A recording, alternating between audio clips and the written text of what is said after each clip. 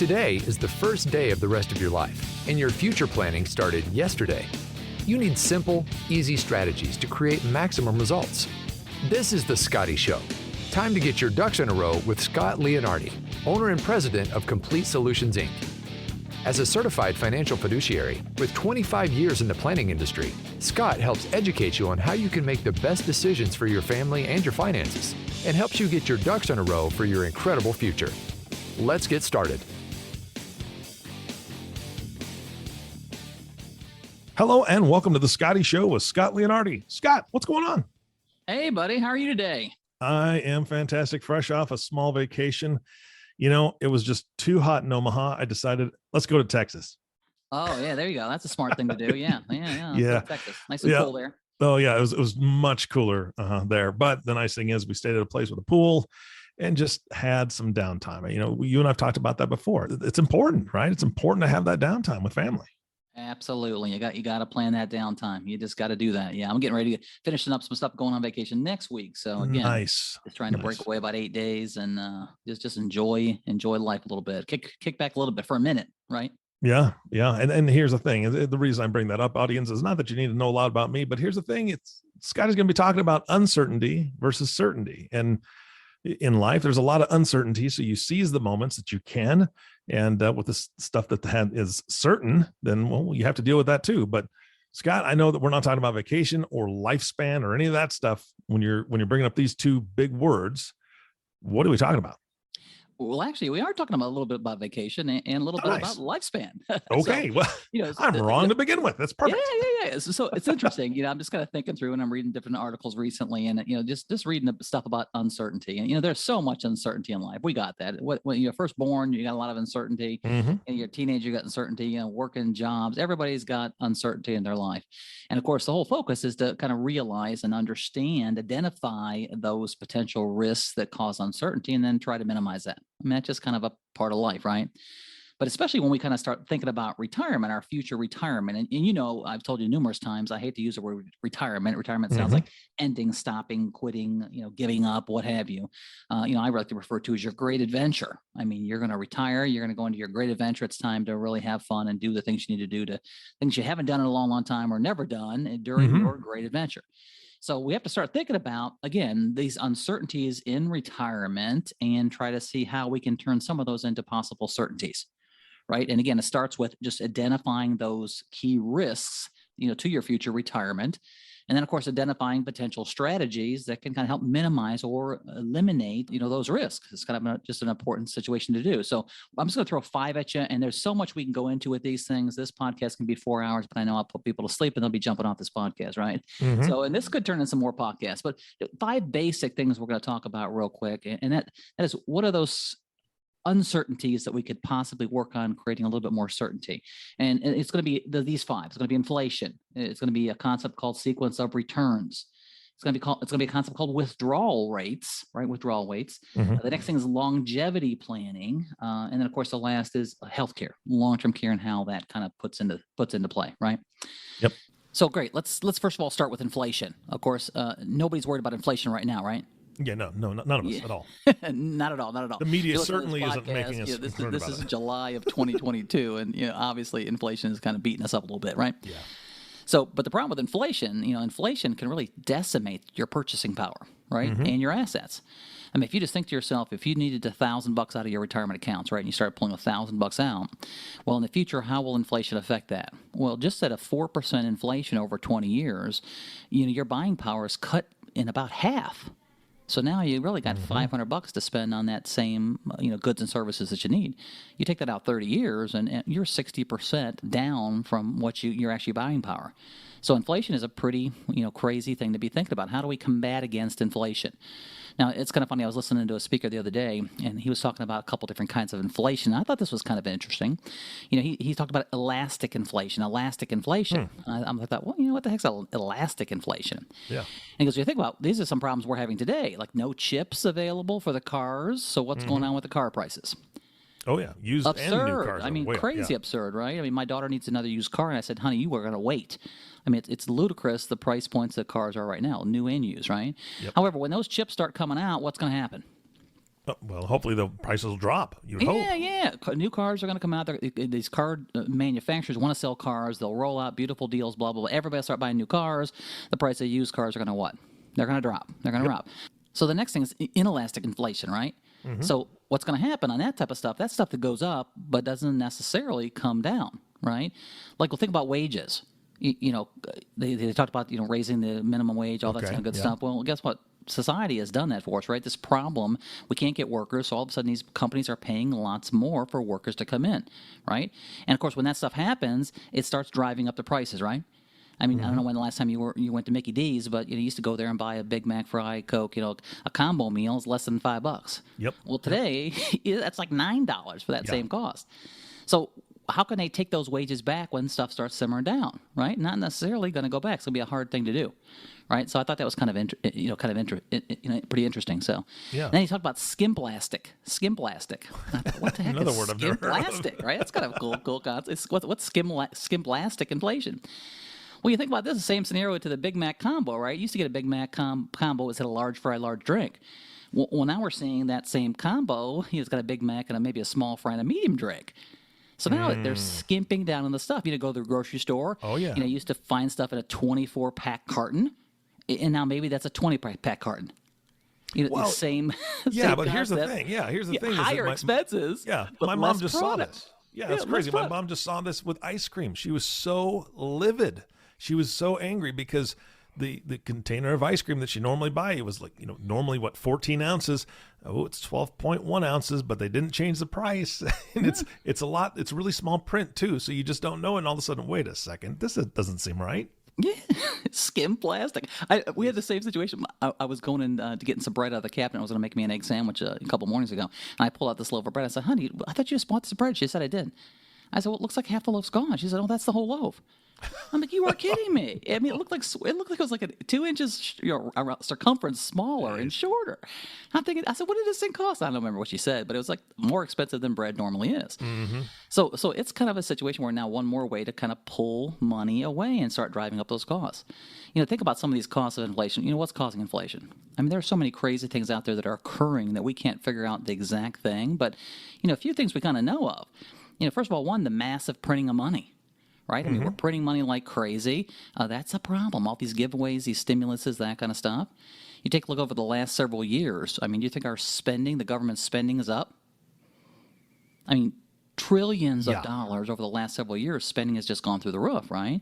We got these supply shortages we already talked about with the chips, right? Basic supply and demand driving up costs. Worker shortages. The great resignation. It's amazing. You know how many jobs are open right now in the United States? I don't know. I thought the unemployment rate was like 3.6%, but that doesn't necessarily mean how many jobs are available. Yeah, the last report I read, it was like 11 million jobs are open right now. 11 million jobs, right? And I'm thinking all these people that the Great Resignation, they all quit. I'm like, what are these people doing? Who's not working? I don't understand. But there's so many jobs just open, right?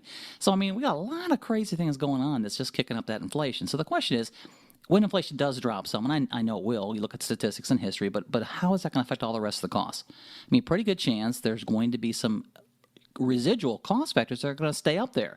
So is the cost of living in retirement going to be higher? It has to be, right? I mean, it has to be. It has to be. So I tell people, every client I talk to, every portfolio I look at, I said, listen, one thing I can tell you for sure in the future, you're going to need more money. You're going to need more income. That's how it is. And that's just kind of important to understand. So there's strategies, there's concepts to say, okay, how can we combat against this inflation concept? How do we protect our portfolio against inflation concepts, right? And of course, we don't have time to go into all the strategies today, but get back with me, reach out to my website, duckduckplan.com, schedule a 15-minute call with me, and let's talk through some of these strategies. But again, very, very important. We got to create some certainty in that crazy, uncertain world. And of course, the next thing is called sequence of returns, right? Of course, a lot of people have heard of sequence of returns, but it changes dramatically in retirement. When we're working, we're just running through life trying to save the money we can, load up our 401ks, IRAs, right? And we tend to look at the average returns, right? And we look over the time and say, well, listen, my average return is 4, 5, 6% over my retirement or over my savings period, right? And so we look over that over a long period of time, that 25-year period. So we are so focused on what our average returns are because we got that time on our side. Well, we get into retirement, we don't necessarily have that same time on our side. Now, we'll live long times into retirement, but we're not making any wages, right? So really, there's kind of a danger zone when we talk about sequence of returns. The first couple of years before retirement and maybe the first 3, 4, 5 years into retirement, right? That's what I kind of call the danger zone. And what does that mean? Well, what's sequence of returns? Well, if we go into retirement and we have several years, 2, 3, 4 years, 5 years of negative sequence of returns, the markets are down, our accounts are down, you look at how that will affect the longevity of your portfolio, and you look out 15, 18 years, and there's a massive, massive decrease in your portfolio and your assets when you start retirement with negative sequence of returns. Right? So that's kind of a scary scenario, right? Same thing if you have positive sequence of returns rolling into retirement. We have 3, 4, 5 years of pretty strong positive returns. Again, that's going to dramatically affect the longevity of your assets in your retirement, right? Yeah. Well, here's a big fat question. What kind of returns are we going to have over the next 3, 4, 5 years, Eric? No clue. No, I don't have them either. And I don't care what advisor you talk to. Nobody knows. We all have the same crystal ball. Nobody can say, well, no, it's going to be this or it's going to be this, or this is what the normal has been. I mean, do you kind of agree that we're kind of not in the normal? Yeah, there's I mean, nothing we're not in the normal. normal. It's crazy. I was talking to somebody the other day, and we're talking about, there's certain rules in investing and in economy that kind of happens, right? Usually, stocks go up, bonds drop, but interest rates go down, or interest rates go down, bonds go up, vice versa, right? And in today's economy, guess what? We're seeing interest rates change and adjust, and bonds rates aren't changing, adjusting the same way they used to. So again, there's not a kind of the normal. We got to look at more things than just the normal. Right? So we got to kind of plan this and think about what can we do to create a little bit of certainty in our sequence of returns, Yeah. And one problem is what I call bubble wealth. You ever heard of bubble wealth? I thought you said Bubba Wealth. Bubble wealth, not bubble wealth. That's Bubble down to wealth. buy you. No, Bubble. Is that what you said? Bubble Wealth? Yeah, bubble wealth, I've right? never heard of it. I mentioned this to my wife the other day, and she said, "What bubble wrap? Bubble wrap? You need some bubble wrap?" I said, "No. I'm talking about bubble wealth." Well, what's bubble wealth? Well, if you think, and I'm going to do a podcast, I think on bubble wealth, because if you Google this, there's a variety of very smart, high-level economists out there that are really talking about bubble wealth. And again, we had this crazy thing going on. Our wealth is growing like crazy, right? I mean, stock market, again, not the last, since December or so, markets are down now. But realistically, what's happened over the last 4, 5, 6, 7, 8, 10 years? I mean, we've had huge growths in the market, the economy. Everything's grown wonderful. We bubbled that money up. We got all this bubble wealth. Real estate out there has gone to crazy, stupid prices, right? So everybody thinks they're wealthy, right? Well, what's going to happen when that bubble pops? I mean, what's going to happen? How's that going to be adjusted in the future when all this stuff starts to come to pass?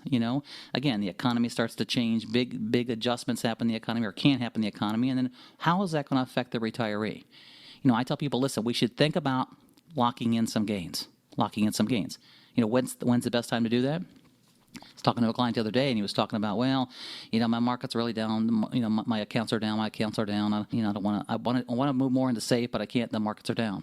I'm like, well, listen, Robert, your accounts aren't down. He goes, what? I said, look back 5, 6 years ago, the market was up 40%. I mean, everybody's up. From longevity period, since you've had day accounts, but we are down since when? Since December 1st of the year, the accounts are down. But realistically, we've had a long time of potential growth. And I think Americans really don't realize how far we forget, right? We have amnesia. We don't remember how far the market can go down. I mean, you remember 2007, 2008? Oh, yeah, that was ugly. I mean, crazy. If you look at the numbers, I think the Dow Jones dropped down to like 8,600 points. Or something like that, like 86, 84, 85, 8,600 points. Well, what did it close yesterday? 32.5? I mean, that's a huge number. And I'm not saying it's going down to 8,600 points. I'm not saying that. But I'm just saying, you think about how far the potential of the market could drop and how would that affect you, right? Your bubble's disappearing. Or how long it could even stay. I mean, we've had other economies around the world, Japan, European markets. They have had an economy that's been down for years. So again, here's the key. How can that protect? A lot of uncertainty there.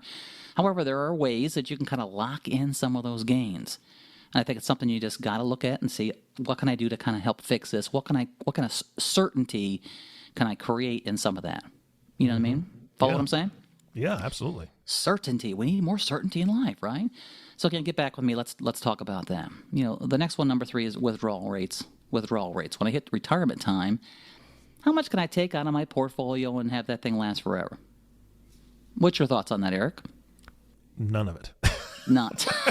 You probably heard. You probably heard 4%, right? Yeah, 4% rule. I've heard that a you pull million out times. 4% of your account, blah blah blah, and it should last forever, right? Well, maybe that's true, maybe it's not true, but you look at today, a lot more things that aren't norm. We're out of the norm, right? Now, is that 4% a good, safe number? I mean, the Wall Street Journal put out an article maybe 18, 20 months ago, something like that, that said the safe number maybe should be 2%. 2%. Mm-hmm. That's a big difference, pulling out half, right? Yeah. Morningstar recently did, not too long ago, did an article about withdrawal rates, and they're saying maybe 3.3 is a safer number, right? So the key is, if we pull out way too much, we have a bad economy, things float down. Again, the issue of potential running out of money. Now, how exciting is that? You go into your great adventure come retirement time, and you start running out of money. Yeah, but I mean, Scott, here's the thing: is you've spoken about this a ton. That everything has to be individualized. And if you've got somebody who's been very aggressive in the market and so on and so forth, and then all of a sudden December hits and they've lost 35% of their portfolio because they had all these high risk type of investments, that is a completely different scenario that somebody who's been conservative, that's approaching retirement and, pulling the reins back and sure, okay, my portfolio is down 10% since December. The numbers that they're going to be able to pull out, they're going to be vastly different. Yep, vastly different. You better believe it. It is all completely individualized. That's what I'm saying. But these are concepts that we should be, kind of thinking about. Yeah. And even people that tend to have they have a bigger estate, they think, I'll be perfectly fine. I'll be perfectly fine. Well, again, when the numbers fall, when we have a decline in the market, and you have a bigger account, and you drop in money, right? So we got to kind of figure that out, especially as it's combined with some of these other potential uncertainties in life. We just got to figure that out. It's kind of interesting when I meet with people initially to begin with. The first things I want to kind of find out from somebody is, what kind of money, what kind of checks you got coming in at retirement, and what are your expenses? Those are the two things I really, really I want to get my pencil out, sharpen it, and really look at those numbers. Because, some planners out there say, you got to have $1 million to retire. You got to have 1.8. You got to have 763,000. They all have a special number that they think you have to live.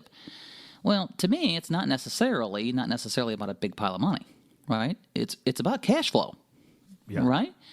I mean, if you go into retirement, you got 3-4 retirement checks, guaranteed checks coming in, and that's covering all your expenses, and you got a little extra flow, cash flow every month, and you're not needing to tap into your retirement savings yet. Well, now you've got a little bit better of a situation. Now your withdrawal rates can be a lot different. You roll into retirement, and you got one Social Security check, maybe a little small pension, and your expenses are kind of out of line or out of whack or way overspent. I mean, to some people, they're not out of whack; they're just high. Like, no, those are out of whack. It's retirement time, right? but you roll into retirement, and you're looking at needing to pull $4,000 out of your retirement account every single month. We really got to plan that. The withdrawal is crucial. And again, there's ways to be able to plan that. I'm just telling you, hey, wake up, smell the coffee. And this is one way we need to try to create some certainty in our uncertain retirement, right? Yeah. Yep. So here's number 4. Number 4, longevity planning. And people kind of just don't get this. Now, longevity planning, right? I mean, longevity planning is not just a risk. It's a risk multiplier. Right? Because the longer you live, the more chances you're going to have a problem with the first 4, with the first 3 I already talked about, right? You think the average person lives, one report I read, now again, there's different reports online, so if you read a report and it's all from my numbers, sorry, you just didn't read the report I read, right? But the average person will live 18.1 years into retirement or into their great adventure. That's a lifetime. I mean, that's a long time. That's a lifetime. You have a baby, you're responsible for how many years? Yeah. 18 years, right? Well, in today's world, I got kids that are old, and I feel responsible, till the day I die. But my point is, that's a long time. The average 65-year-old male today will live to 85. The average 65-year-old female will go to 88. Wow. That's a lot of years, right? I mean, in a married couple, statistically, one of them will go to 92. So now you figure all the concepts of inflation, and market risk and sequence of returns and all those withdrawal rates, longevity, you start to crank in those numbers. So realistically, looking at a plan to carry you to the end is important. That's why I always talk about in the stuff that I offer customers. I talk about our retirement toolkit. And it's a great toolkit. It talks about a variety of things, but inside that toolkit, I talk about the gapper. And the gapper is the Great Adventure projection report, right? Where we take all your numbers and calculate all this stuff in to calculate life expectancy and run you out to age 100. And we say, okay, how is this portfolio going to sustain this longevity, right? And then we take a look at what can mess up that longevity. And if you haven't had somebody run this for you and have this report, and you need to do that. I mean, it's crucial because, again, you need to have a plan of action and understand going into retirement how this will all work. Longevity also massively affects survivor income. If you're single, who are you counting on? Yourself. Yeah. When you go, well, your assets go to wherever they go. When you're married to somebody, guess what? Now, one of you pass away, that other person has to live on what's left, and they could live 10, 12, 15 years past you. So again, crucial about longevity planning. I'm going to do a podcast just on longevity planning because it's a huge concept, lots of things to think about. And the last one to kind of help wrap up this podcast today, the last one is long-term care issues. And I'm sure you've heard me talk about this several different times. I believe every retiree needs some type of plan for long-term care, right? Some way to help protect their assets or figure out how they can handle this. Now, there's ways to plan this. There's coverages you can purchase. There's asset repositioning, a lot of different things you can do. But bottom line, 7 out of 10 people, before the Lord comes and takes them, 7 out of 10 will need some form of long-term care. 7 out of 10. Oh, dang. Yeah. Now, do you think that's going to be you? I hope not. We hope not. Yeah, the crazy thing with that 7 out of 10 is, though. Yeah. The crazy thing about that 7 out of 10 statistic, 6 out of 10 people think it's not going to be them. True. Well, that math doesn't work. Nobody thinks it's going to be them. But guess what? It's probably going to be them, right? Yep. And so if you build up a nice estate, you got to plan for that. Because, again, that issue, use up a bunch of long-term care money, pass away. Now that leans into longevity planning for the spouse that's left over. It kind of rolls through all these issues, right? Average cost of nursing homes in Ohio, Southern Ohio, is like $8,100 a month. Yeah, that's insane. That's $97,000 a year, right? Yeah. And so oftentimes people think, well, you know what, I'm 64, 65, just going into retirement. I'm not going to need a nursing home until I'm 85. I got plenty of time to save. Well, that sounds great. But what happens if one of you end up in a nursing home at 82, 75, 69, and you're pulling $100,000 out? I love people say, well, I'm just going to save up for retirement. I'll just keep my assets and save up. Well, you can't save up for long-term care. You can't. No. What if you have a long-term care stay? One of you end up in a long-term care at 75. Now you're pulling $100,000 out of your portfolio. And in that situation, you got to pull the money out to pay the nursing home no matter what, right? Yeah. You can't call the nursing home and say, hey, listen, the market's down. I'll pay you next month. You can't do that. You got to pull that money out whether the market's down or the market's up. So again, now you combine a couple of these uncertainties and you can potentially have a pretty big fat mess. Yeah. So it's crucial to kind of just figure out what you need to do. Again, get back to my website, duckduckplan.com. Check out a few things on there. Again, you need to get one of my retirement toolkits. All you got to do is schedule a 15-minute conversation with me. You can do it right from the website. I can ask you a few questions, things that will kind of customize your toolkit. I'll get this toolkit out to you. And you need to start thinking about some of these ways that can really just, create that certainty in such a crazy, uncertain world. Yeah. What do you think about that? I got to add just one piece because you told me that statistic quite a while ago, months and months and months ago, and you plant these little seeds in my brain, and I'm hoping this happens with the audience as well because it gets me thinking about things. When you told me that it was 7 out of 10 people would need long-term care, it was probably 2 days later, my wife and I were out with another couple. We went out to dinner. I'm sitting there, and we're having a great conversation, and all of a sudden, your voice was there. 7 out of 10. Eric, this is Scott. Right? It was like 7 out of 10. I'm like, that is 3 out of the 4 people sitting at this table, roughly. Yeah. Right? Yeah. 75%, roughly. Crazy and I looked around, I'm like, man, it's going to be me. This guy's much healthier than I am. I'm like, oh, crap. So anyway, no, but really, if people are going to go out to dinner with another couple, it needs to be top of mind, because 3 of the people at that table are going to need long-term care statistically. Great. And that's a little scary. That's a great point. And it's a little scary that my voice comes in your head sometimes. Well, I'm a little worried about that. Yeah. You know what I thought you were going to say? I thought you were going to go back to bubble wealth. Yeah. No, I not really bubble, want to do a not bubble. podcast on that. Bubble wealth. Yeah. Bubble wealth. Well, here's the got my deal, just to kind of wrap up the retirement podcast today. I mean, we all know there's a lot of uncertainty in life. We know that, but sticking our head in the sand and just kind of just forgetting about it doesn't work. That's right. We got to think about how we can create some more certainty in retirement, and the key is you have to reach out there and learn and understand what you can do. So, again, that's what takes it to be successful. No matter how you slice it, you gotta learn. Yep. Go to the website, click the link that's in the show notes. You can get right there, get some information from Scott and his team. Scott, thank you so much for your time. Hey, excellent. I'm glad I was able to share these things. It's cool stuff. You got to learn. Absolutely. And of course, our last thank you goes to you, listening audience. Thank you so much for tuning in and listening to The Scotty Show with Scott Leonardi. If you have not subscribed to the podcast yet, please click the subscribe now button below. This way, when Scott comes out with a new podcast, it'll show up directly on your listening device. And we humbly ask you to share this podcast, rate it, and leave a review, because this will actually help other people find the show.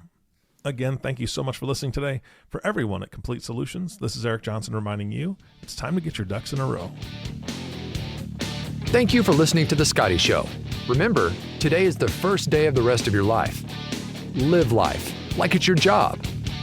Click the subscribe button below to be notified when new episodes become available. The information covered and posted represents the views and opinions of the guest and does not necessarily represent the views or opinions of Complete Solutions, Inc. The content has been made available for informational and educational purposes only. The content is not intended to be a substitute for professional investing advice, tax advice, or legal advice.